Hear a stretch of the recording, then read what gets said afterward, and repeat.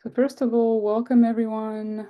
Thanks for joining us today. I'm Ode Shanae. I'm the Executive Director of Village Earth, who's is the host and of this webinar, but also the umbrella for the Native Lands Advocacy Project. I'll let Maureen here introduce herself. First of all, I just want to let you know that we've had a little challenge today because our director of communications who put this webinar together is unfortunately sick and won't be able to host this as planned. So we'll do our best to host it on her behalf and be as comprehensive as possible. But she's developed a lot of the framework for this webinar, so we've all pitched in most of these tools. So I think we'll be okay here. But if we have any issues, don't hesitate to drop your questions and we'll get back to you for more detailed overview of the tools. Thank you so much. And I'll let Maureen introduce you herself and we'll go ahead and start the webinar. Theo Nigad, my name is Maureen Morfitt. I am the writer-researcher for the Native Lands Advocacy Project. I'm also a citizen of the Cherokee Nation, and I am very excited to be discussing our new federal spending dashboards with you all today. Okay. Shall I just go straight in, Ode? Yeah, I think we'll just start with the overview. Okay, so let's go. So I guess, oh, go sorry, ahead. do you want to do this part or? It's okay, go ahead, Ode. I was just about to do this, but for those of you who don't know us, we are the Native Lands Advocacy Project. We were co-founded in 2019. We're a project of Village Earth, which is a nonprofit organization that's been that was founded in 1993, and it's been in service to Indigenous and marginalized communities across the world. The Native Lands Advocacy Project hosts and developed the Native Land Information System, which is a website that we host. And we've developed what's now the largest repository for public data resources for Native communities, specifically looking at data and maps that serve tribal geographies and Native peoples. And so we develop a lot of maps and raw tools, but also webinars and story maps to really contextualize these data sets so that they're more widely accessible to our users. And that's what we're going to try to do today with our federal spending series.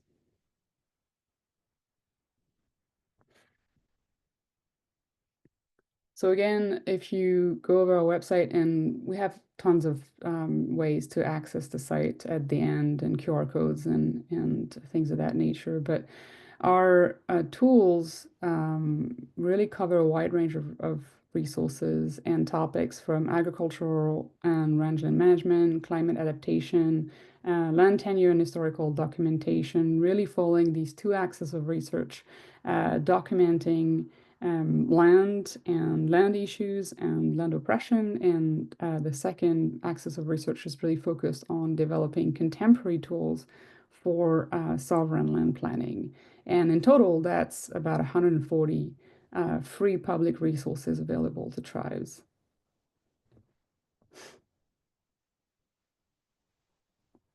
So about our four new data tools, before we go ahead, we've really synchronized the release of our dashboards and our data tools with story maps and stories to contextualize this data, because this data can be really hard to understand, even for us, even for people who were really used to exploring federal data. But a few words I wanted to say prior is that there's really a lot of um, there's a lot of issues around the way that data is stored and collected and shared from the federal government and to tribes. And so one of the ways that we wanted to address these challenges is really by producing a series of tools that make the federal government accountable for the trust and treaty obligations that it have to tribes, which include release of appropriate and quality data sets. And so um, among these these data tools, we have four particular ones highlighted here. The federally funded projects in Indian country, that's one dashboard. We have a budget breakdown of the Bureau of Indian Affairs, that's longitudinal data we're going to be looking at, and also the Foreign Service Agency disbursements. And finally, one that's really looking at federal budgets for Indian country and a kind of longitudinal analysis from 2016 to 2026.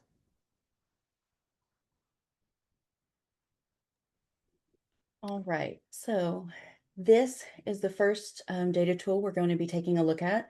This is the federally funded projects in Indian country dashboard. It's a very versatile dashboard. This is the main page when you open it up. It's going to pull up and populate this way. And we're going to run through the different filters you can select and give you some examples of the kinds of data points you can pull up using this dashboard. So this tool visualizes data from the Bipartisan Infrastructure Law, the BIL, and the Inflation Reduction Act. These were both Biden-era administration statutes that were passed. It displays funding amounts and categories from 2022 through 2025. And our goal at NLAP is to continue adding to these data sets to reflect federal administrative changes in Indian country. It is important that we do clarify that the information for the 2025 data in this tool has not been updated to include any like rescinded 2025 federal funds. And so the goal is one day we would be able to visualize those and continue adding to these tools because they are meant to be living resources for the benefit of tribes. So you can filter by native lands, tribal geographies, fiscal years, and federal project type. So an example would be you can filter by as many native geographies as we have available, but we can select the Yakama Nation Reservation, the year 2024, and the federal project type, which would be Tribal Climate Resilient or IRA. In our first example here, what I've done is I've gone through and selected multiple native land values.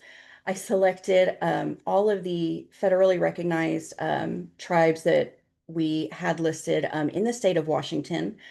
I've kept the fiscal year as all of them so we can look at as much data as possible.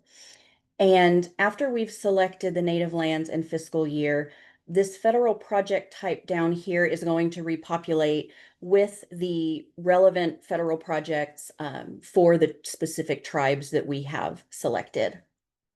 And you'll also see that this pie chart, which we'll look at in the next slide here, and this time graph down here is also going to repopulate based on the values that you've selected. And so for the interactive map, you can zoom in, look at specific reservations, and all of them will have these multicolored data points.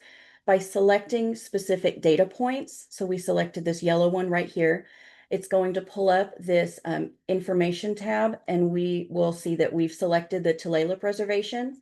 It specifies the specific project we're looking at, so Tribal Climate Resilience from the Bipartisan Infrastructure Law. The specific project name, year, and also the total amount. So you'll see this right down here. But what we've also done is it includes the benefits or the purpose for this specific project. So the key aims of the project involving implementing key elements of the tribe's climate adaptation strategy by achieving their goal of resource protection and restoration. And the wonderful thing about this is it really helps people get into the granular aspects of these projects.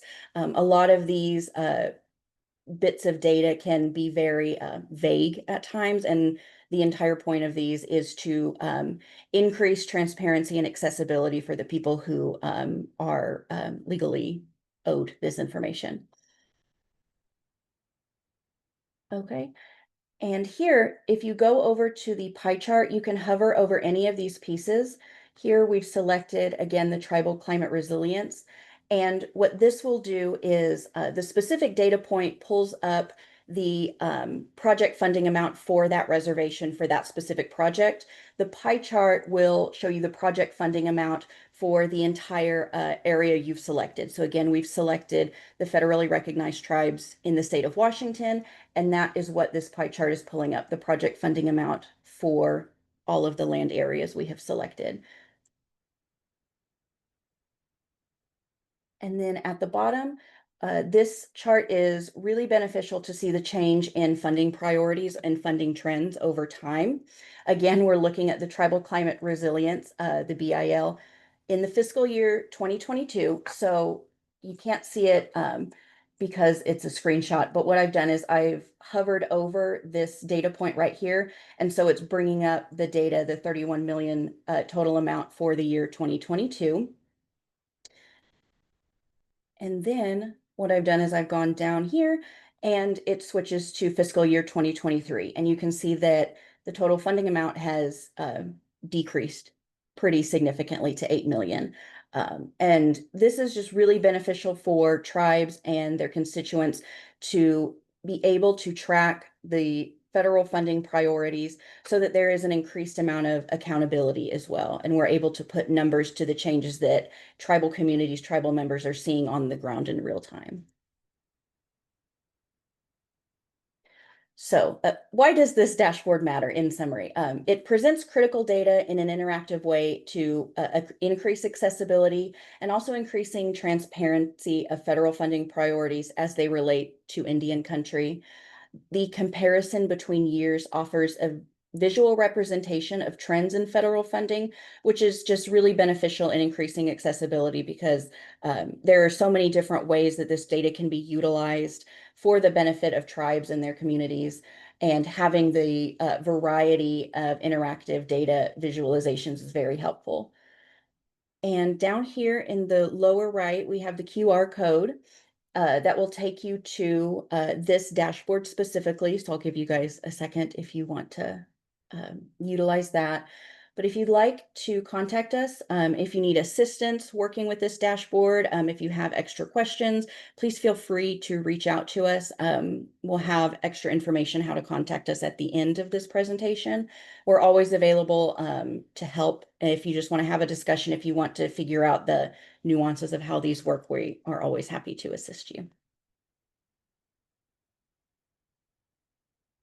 Okay, so this specific data tool was, these next couple of slides were put together by Emma, our wonderful communications director. So I'm going to do my best to go through these.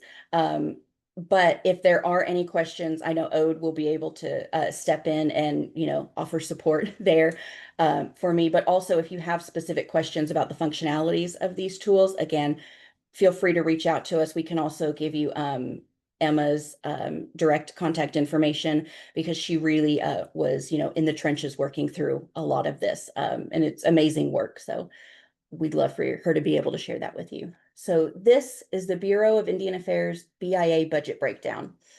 It highlights from data from the BIA report for 2022 and 2025.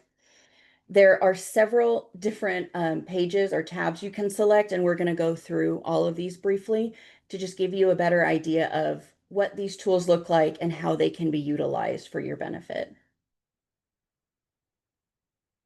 Okay, so again, it pulls data from the Department of Interior BIA budget in brief documents from 2022 to 2025.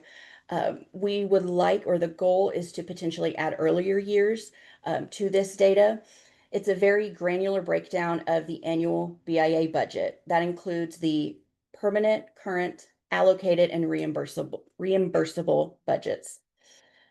The filters are the appropriated funds, activity, and sub-activity. So an example of this, because these are all kind of vague terms, I suppose, would be the appropriation would be operation of Indian programs, specifically public safety and justice, and even more specifically law enforcement. And again, we'll go into a more in-depth example to look at this. And it also allows for comparison between the fiscal years, which is, again, very beneficial to see where these funding trends and priorities are going and have been going for the last several years.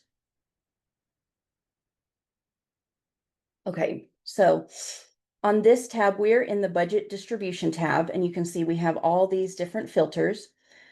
You can select the individual fiscal years or all, and it's going to automatically populate with all of the years and budget types, et cetera, selected. We have budget type, again, permanent, current, allocated, and reimbursable. BIA categories, of which there's 15, BIA programs, BIA sub-programs, and years. And if you can, as you can already tell, this is a very complex information. There's a lot of detail and it's all very significant, but the accessibility of this data has historically been, it's very difficult to access. Even explaining it here can get a little sticky. So we're always available to answer questions for you. And let's see. So again, budget distribution. So we've selected the current budget. The BIA category specifically is Operation of Indian Programs. We're going to select all of their programs under this category, but we're looking at the year 2025. And so all of these different sections, if you hover with your mouse over it, it's going to pull up a data tab right here that will really help you identify the category, especially if you're selecting multiple values. This is very helpful because the colors can get kind of jumbled. The specific program, again, we've selected all, so it's going to specify which one you're actually looking at, the sub-program, and the amount in the budget.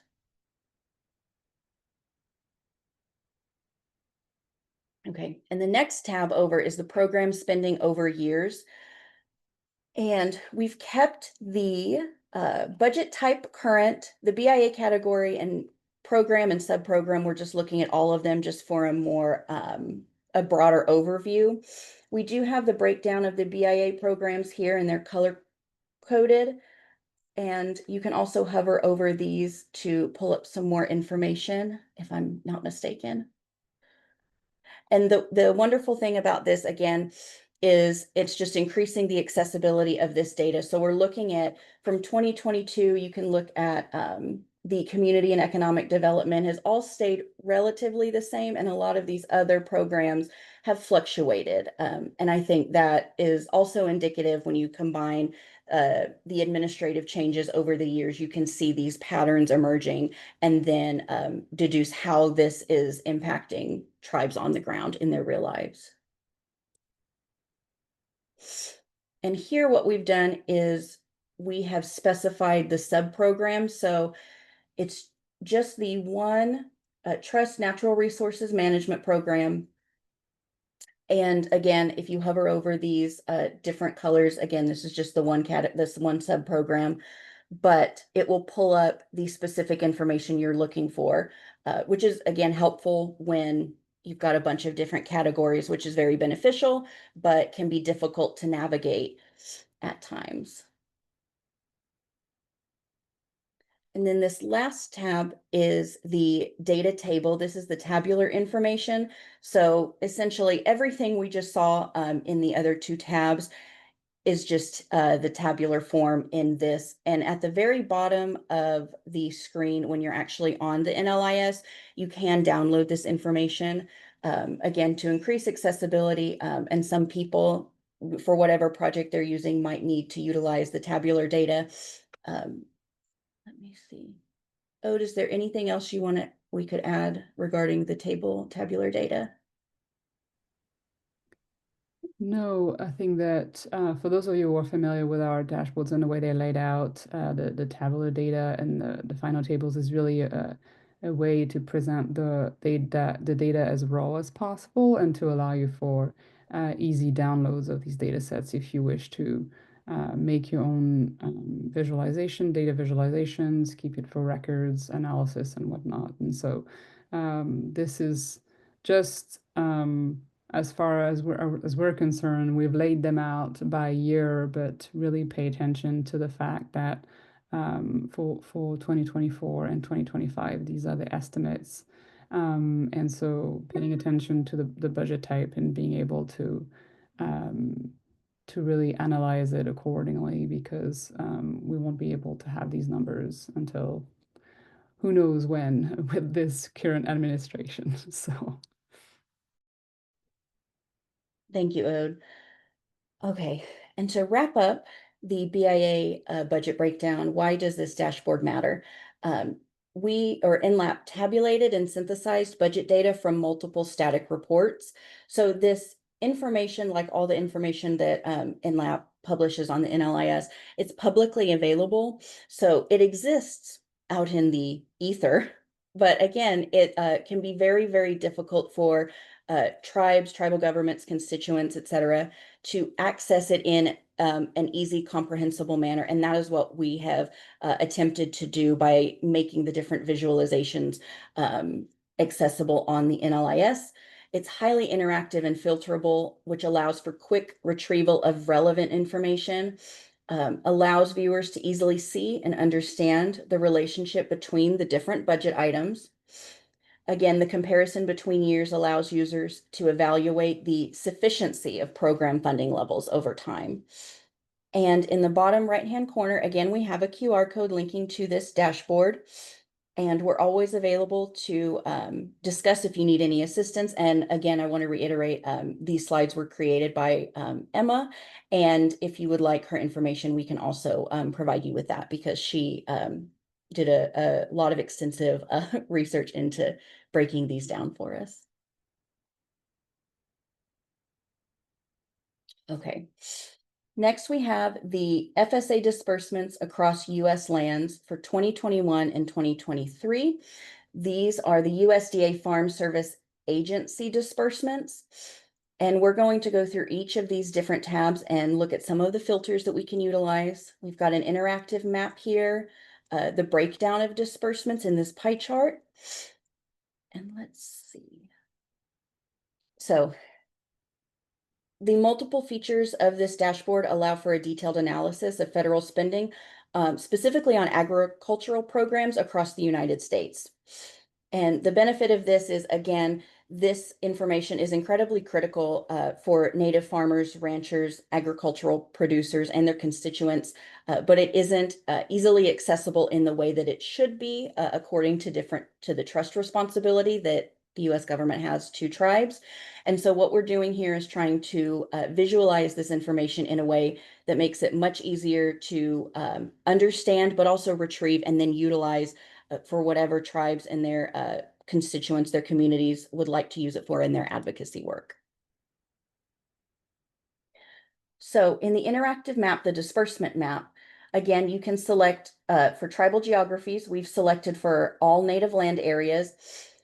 In this dashboard, though, we can select according to NCAI region, so the National Congress of American Indian Regions, tribal regions, and I've gone ahead and selected for the Midwest, and I've kept the years, all fiscal years, but specifically 2021 and 2023 for this dashboard. It doesn't cover the 2022. And let's see. And if you hover over the data points, it looks like a jumble of different colors, but if you zoom in, it becomes a little bit clearer. But it pulls up a data tab and it will tell you which FSA program we're looking at. And the different colors have corresponding colors in this chart. Excuse me. It also has the formatted payee name, the location specifically, and the disbursement amount.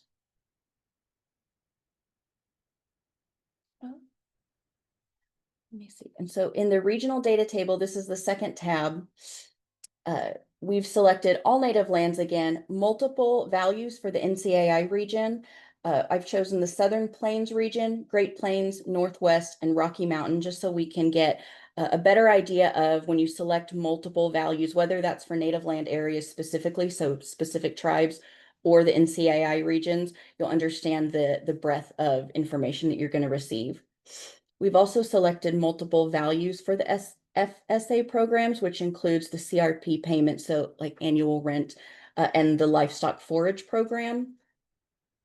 And then I've selected all years once again. And the benefit of this is this chart down here, if you scroll down, which it's a static image, so I can't do that for you, but if you scroll down, it will break down not only the NCAI region, but the name of the tribe specifically, and the bars represent the different FSA disbursement amounts. So you can compare the disbursement amounts, not only within the tribes themselves, but also across tribes and then more broadly across the different regions.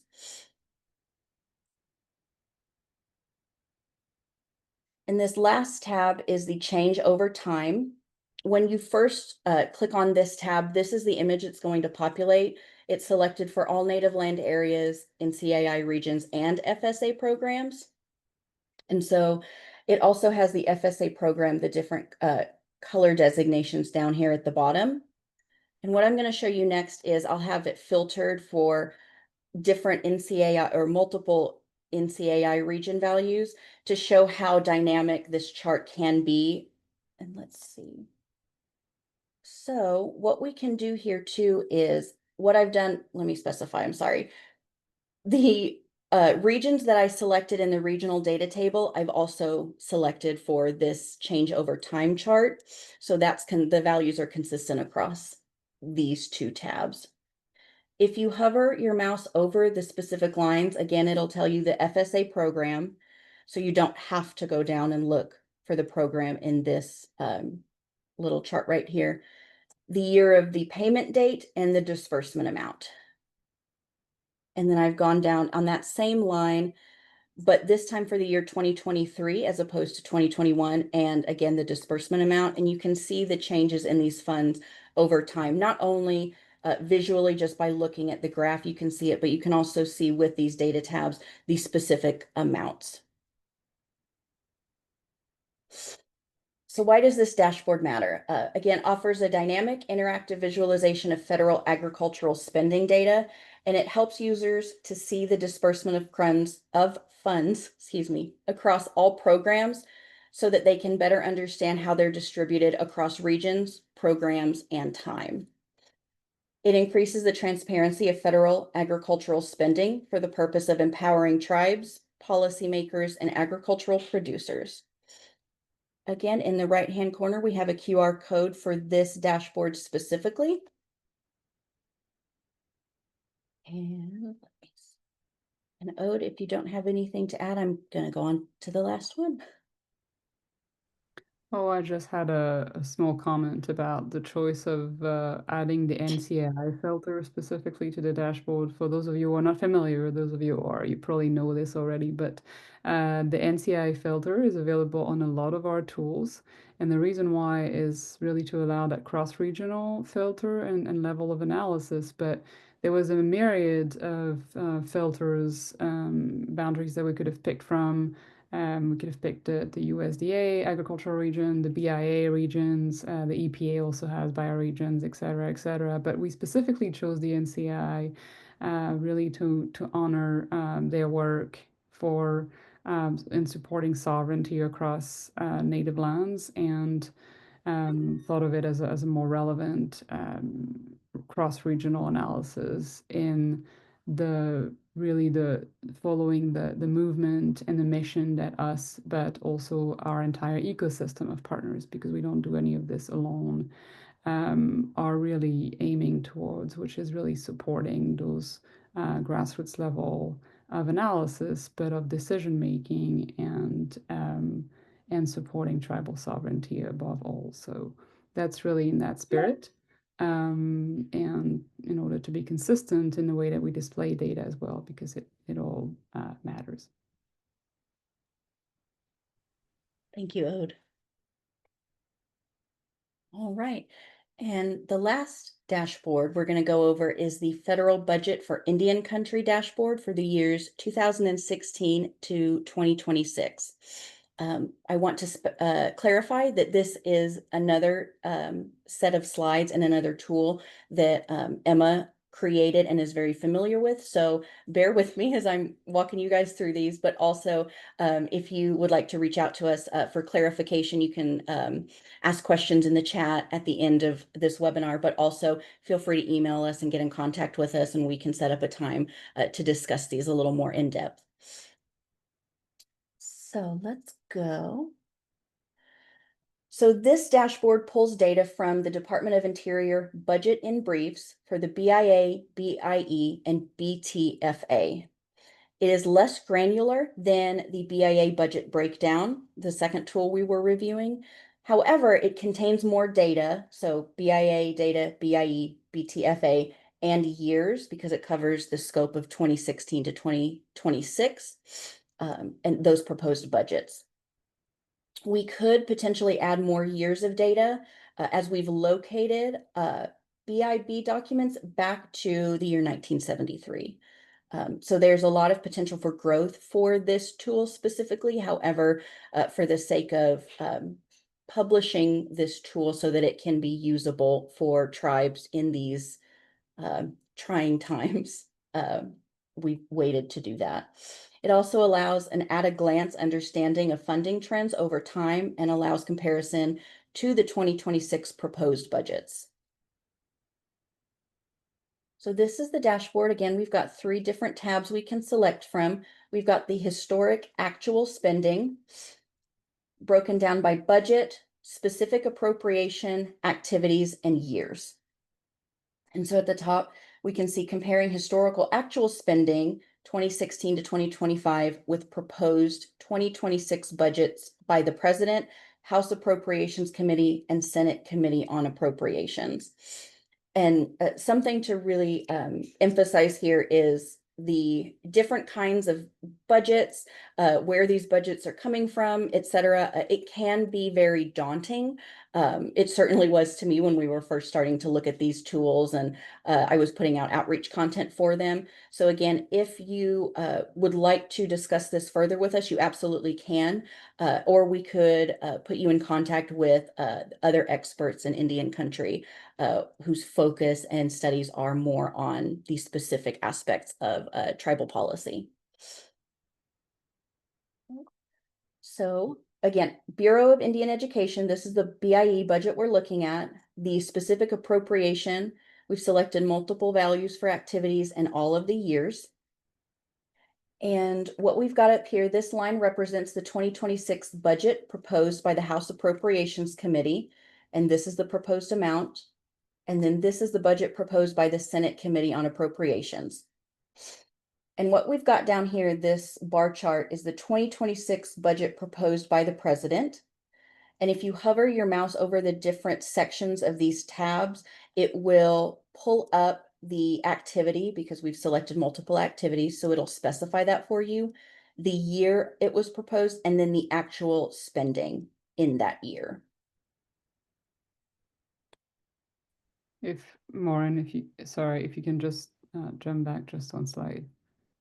I mean, I think everybody saw that, and it's really self-explanatory. But what's really important to notice here, and the really important added value of these dashboards, is to really be able to measure the discrepancies and the difference between the proposed budgets between the different House, Senate, and President.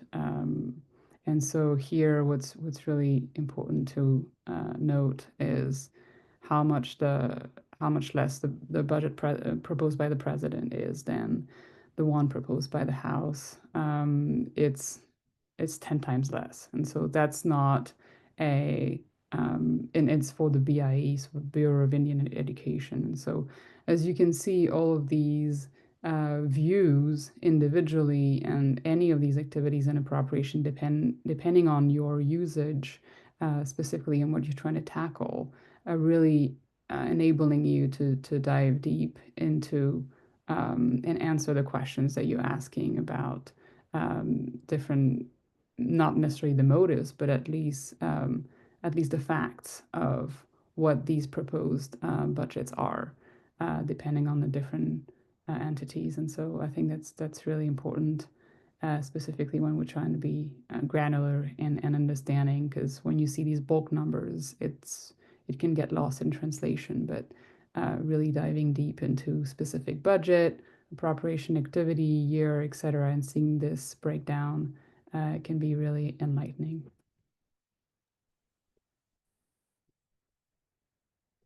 And the second tab is the 2025 spending versus the 2026 proposals. So we've got a bar chart up here, again, broken down by the various colors here. And then we've got the tabular data, broken down by appropriation, activity, budget type, the value, and then the actual difference here. And the green obviously indicates an increase versus the decrease in the spending and proposed budget. And so in this first bar right here, we see this is actual spending, 2026 House Appropriations Committee budget, the 2026 President's budget request, and the 2026 Senate Committee on Appropriations budget. And you can see here the difference is quite significant for a lot of these different areas.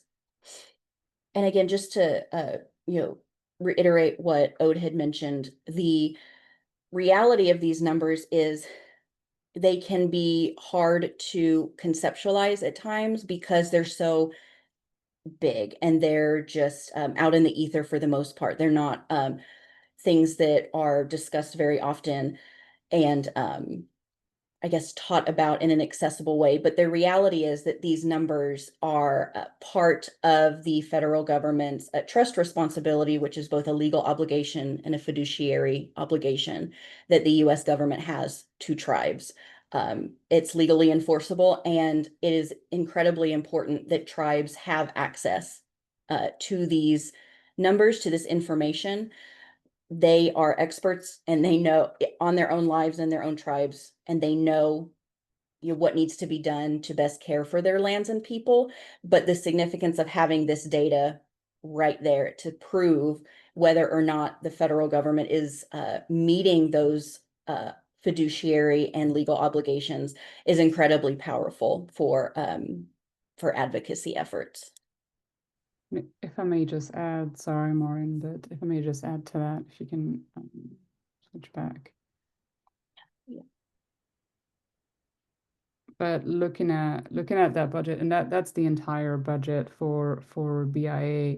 What's really important, and for those of you who know tribal lands very well, to understand is that the BIA is not and has not met those fiduciary obligations and treaty obligations for a very long time. And so a lot of the excuses that are made are oftentimes that BIA is lacking the staff in order to provide the support that's needed to tribes. And so, as you can see, that's under the actual spending. And when we look at the different proposed budgets, we can see that the situation is not improving or is not going to get better with these kinds of proposed budgets and funding amounts.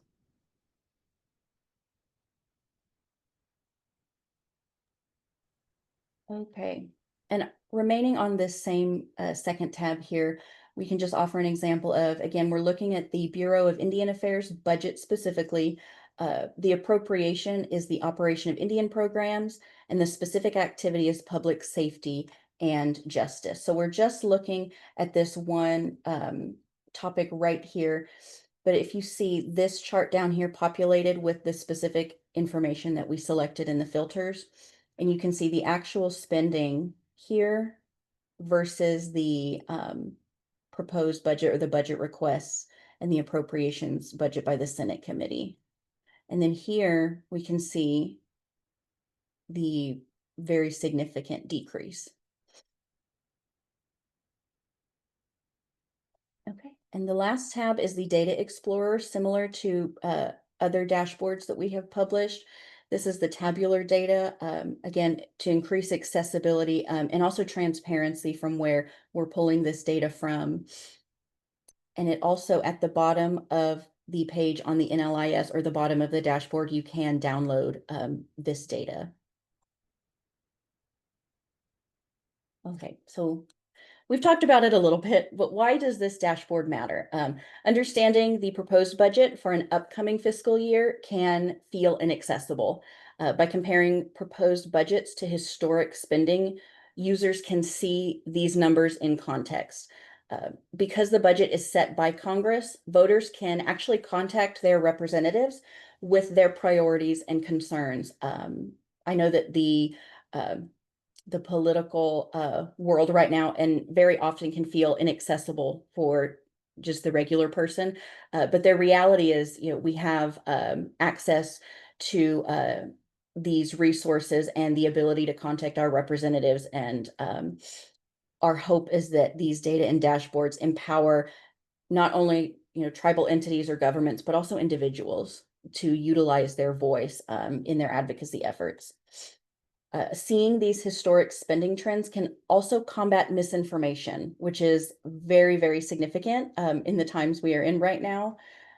The BIA, BIE, and BTFA spending must constantly be evaluated for whether or not it is sufficiently fulfilling the U.S. trust responsibility. And I believe a lot of people don't understand the significance of the U.S. trust responsibility, but it is integral to sustaining the government to government relationships that exist between the federal government and Native nations, tribal sovereign nations. Again, we have a QR code for this dashboard in the bottom right corner. And if you'd like to contact us for assistance with this dashboard, please feel free to do so. I'll leave this up for a second so anyone can pull it up if they'd like. I can hop in with a few comments if that's all right. Can you hear me all right? Thank you, my wonderful team, for taking on this webinar.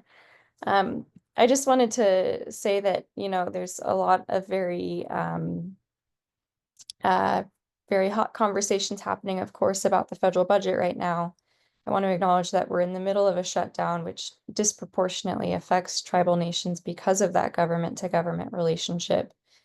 And part of the goal of putting all this data in one place is that there's really not sufficient transparency into this budget setting process for tribes and for tribal citizens.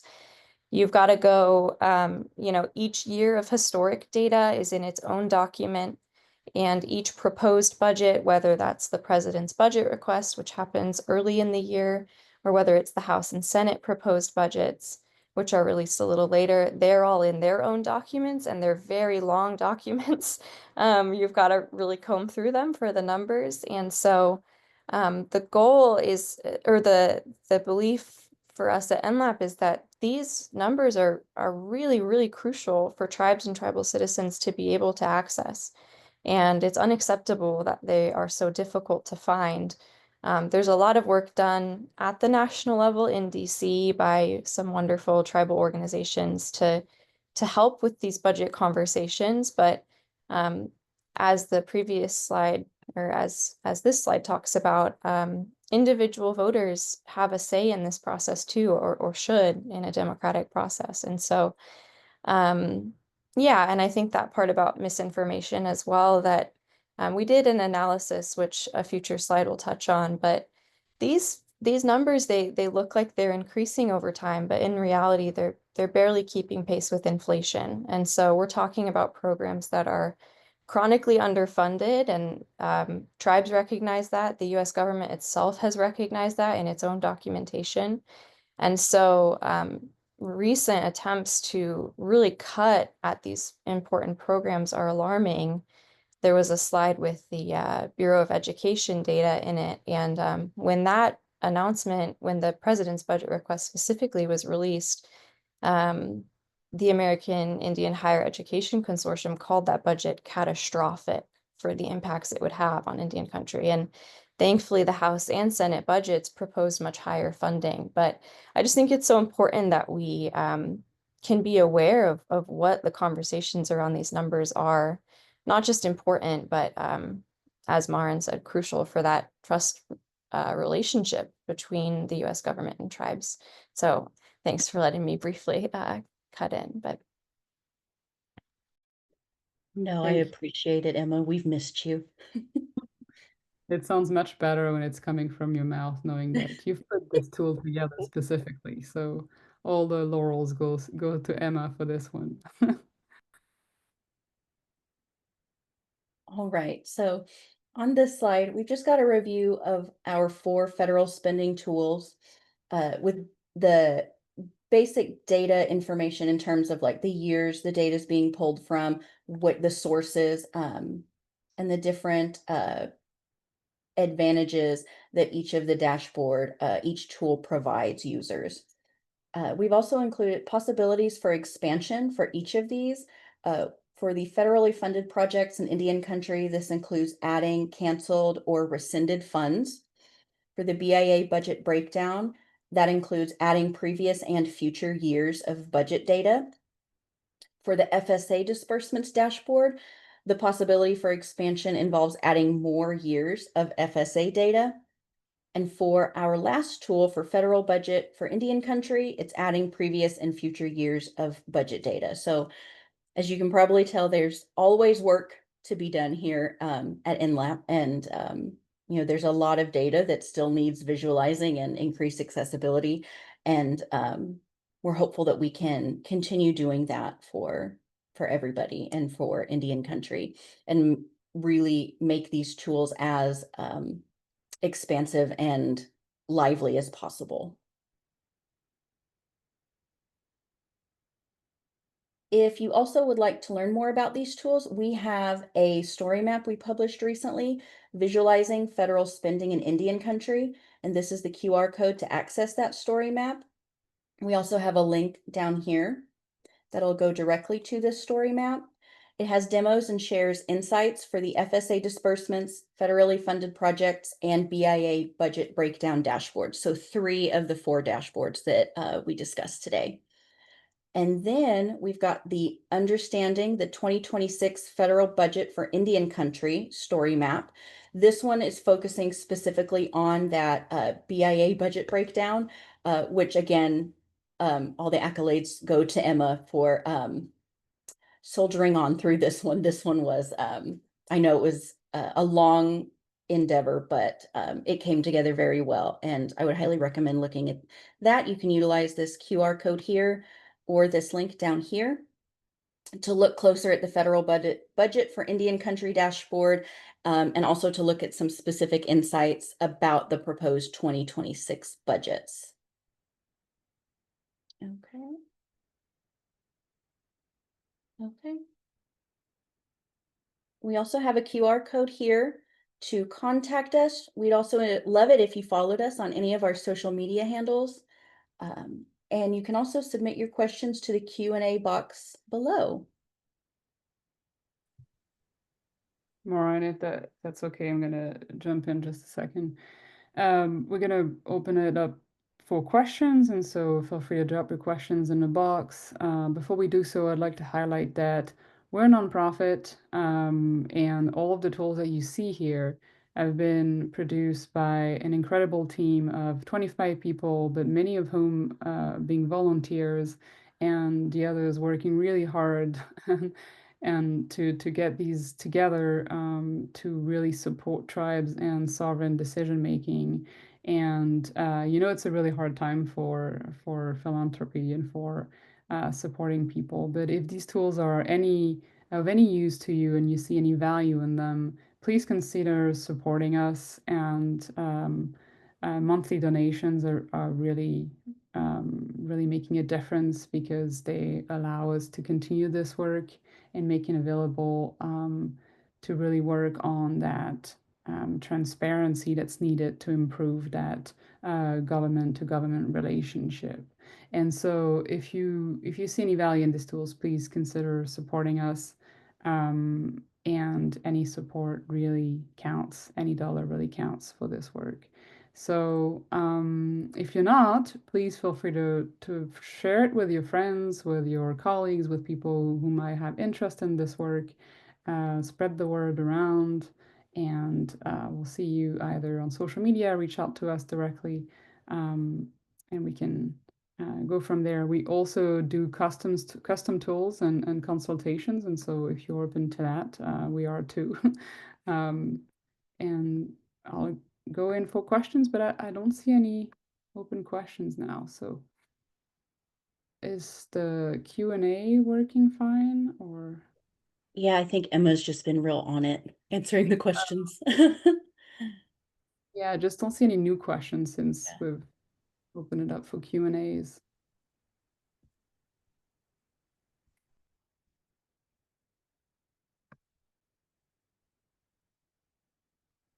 We'll give everyone a chance to ask your questions. Again, if you prefer to ask them to us directly through info@nativeland.info, feel free to do so. One of us is going to jump on it and answer it and continue supporting us in the best way that we can, whether it be through these open access data tools or through consultation and customized tools.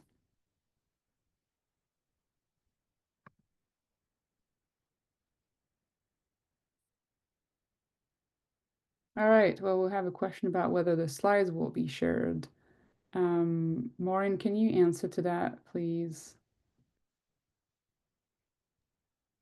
Yes, I can. So I know that this webinar has been recorded and it will be published on our YouTube page. In terms of the slides, I actually don't know that. I think might be an Emma question. I don't know if she's available to answer at this moment because I know she handles that end We of have, the webinar stuff. we have the YouTube video coming, that's for sure, but Oh, yeah. about the slides. Um,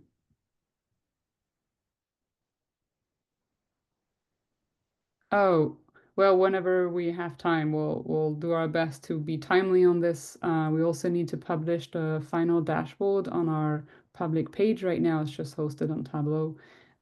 Oh, actually, Emma's answering this, but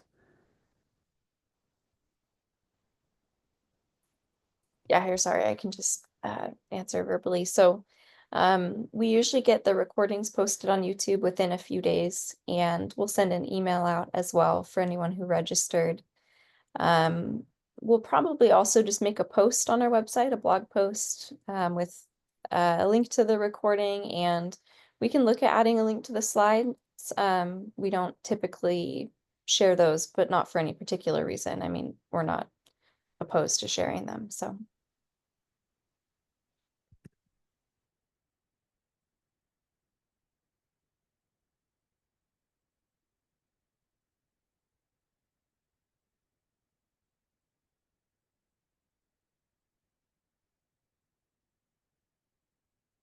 here's another question about availability for TA. Sorry, I guess I'm not familiar with that acronym specifically. I know in the academic world, it means something probably very different than what you mean here. So, cost for the TA, can you please be more specific?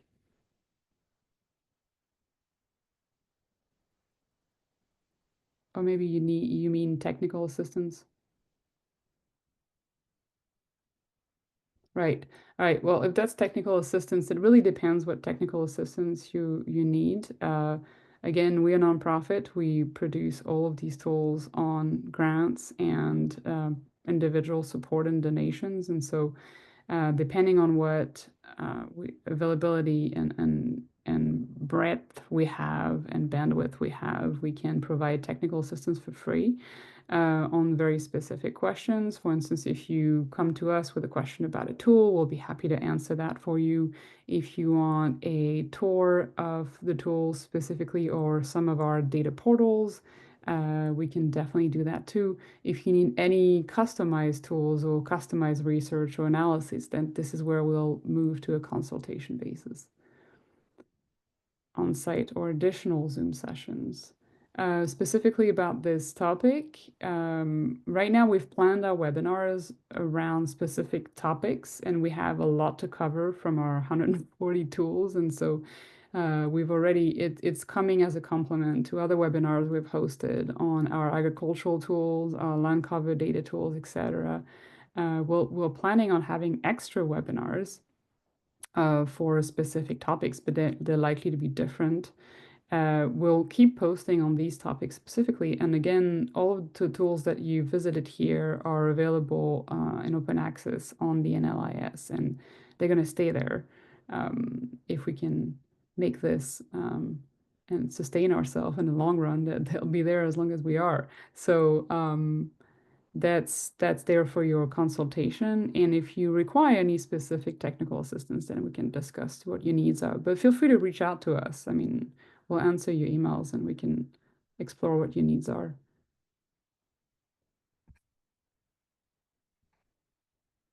Yeah, we've done on-site technical assistance in the past. We typically start with online consultations, though, as Ode said. Oh, right. I guess I understand Bonita's question a little better. Is there a cost to utilize the tools on the site? No, there's no membership. That's what we explained, is that this is a nonprofit project. All of the tools that you see that are published on our site are a Creative Commons license, and so they're available in open access for your usage, download, etc., as long as you credit, you cite us appropriately.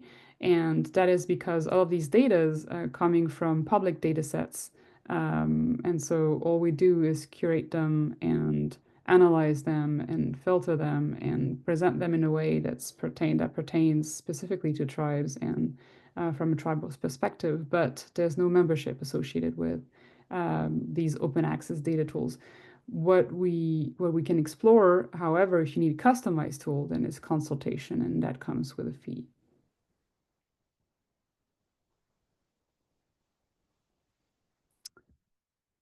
We've got a question about the USDA's CREP funding and how it pertains to Pine Ridge. Since this is such a particular question, please reach out to us and we can discuss that specifically. I don't know what aspect of the funding you want to address, so let's have a chat.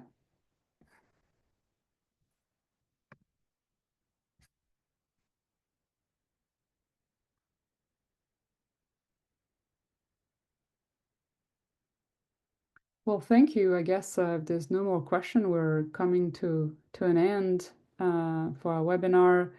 And I want to thank everybody here for attending. Thank you for being so numerous to attend these sessions. That really shows how much this work is needed, and that is really great encouragements for us. So again, please consider sharing or supporting the work. I also want to thank my team, specifically Emma Shear, our Director of Communications, who's put this webinar together and couldn't unfortunately be with us too much. Thanks for jumping in, Emma, anyways. And thank you, Maureen, and everybody who makes this work possible.